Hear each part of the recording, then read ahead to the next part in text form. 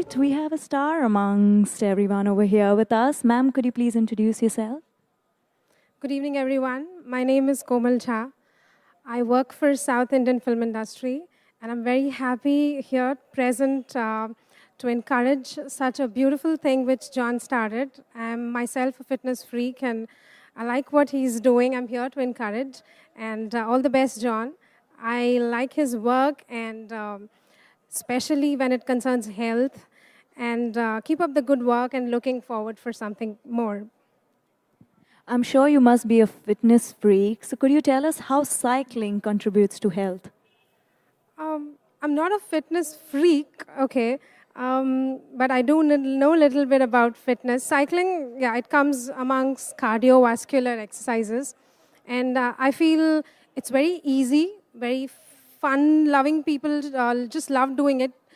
The age is not a bar, and like when we were kids, we started crawling, and cycle was the first equipment, like a machine given to us. So I think it's something there, in Indian culture as well as Western culture. And cycling, it improves your metabolism. It makes you strong, and also increases your stamina. So that's all I know. No, we are glad you're here with us this evening. Please join and enjoy the press conference. Thank you so much for your time.